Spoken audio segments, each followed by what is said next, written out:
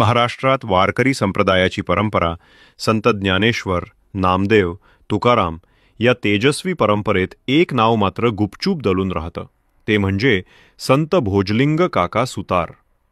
12वे शतक. यादवांची सत्ता. मंदिरं उभी राहत होती, कर्मकांड वाढत होतं, जातपात उंचावल्या जात होत्या आणि समाजामध्ये विषमता खोलवर रुजत होती.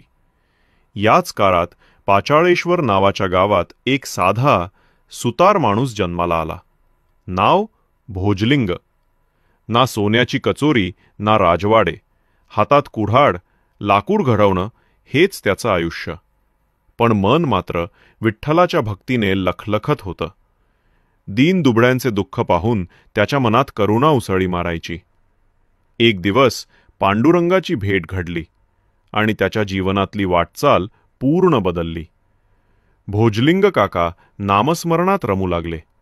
वेदशास्त्रांचं ज्ञान नसूनही त्यांनी अध्यात्माला सोप्या शब्दात स्पर्श केला. माणूसपणा हीच सर्वोच्च भक्ती, हा संदेश ते देऊ लागले. त्या दिवसात देवगिरीत यादवांची सत्ता, पंडितांचा दबदबा, कर्मकांडांची दांडगाई, जातीनं शूद्र, समाजाचा कनिष्ठ असं सांगून अनेकांचं जीवन काळोखात ढकललं जात होतं. आणि तेव्हा आळंदीमध्ये विठ्ठलपंत आणि रुक्मिणीबाई पुण्याच्या दिशेने निघाले होते. सोबत 4 छोट्या लेकरांचा संसार. निवृत्ती, ज्ञानेश्वर, सोपान, मुक्ताबाई. त्या कुटुंबावर धर्ममार्तंडांचा राग. सगळीकडे बहिष्कार, एकटेपणा, भूक, अश्रू. कोणीही दरवाजा उघडत नव्हतं. आणि तेव्हा जो पहिला पुढे आला तो होता भोजलिंग. ना हिशेब, ना अपेक्षा, ना भीती. त्यांनी आपलं दार उघडलं आणि आलिंगन दिलं. भोजन दिलं, आधार दिला, माया दिली. भोजलिंग काकांनी त्या दैवी बालकांचं संगोपन केलं.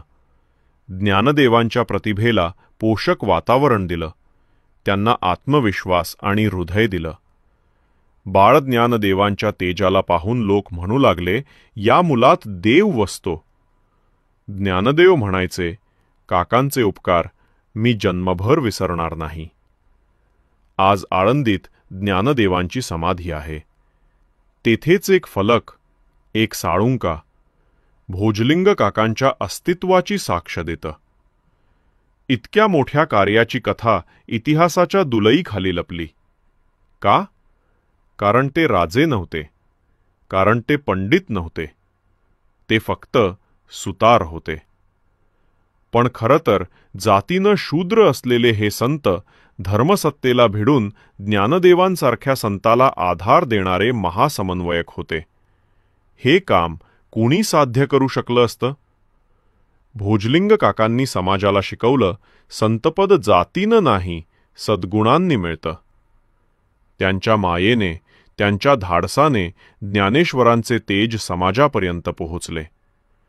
भोजलिंग नसते तर कदाचित ज्ञानदेवांचे जीवन आजच्या इतिहासात लिहिलेच गेले नसते. पण ते स्वतः मागे राहिले. त्यांची कर्तृत्व कहाणी लोकस्मरणात मंदावली.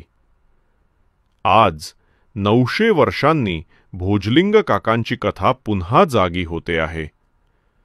सुतारांच्या हातातील घाव कुऱ्हाडीचे मार केवळ लाकूडच घडवत नाहीत, त्या घडवतात मानवतेचं भविष्यही. संत भोजलिंग काका एक साधा सुतार, पण अंतःकरणाने महामानव.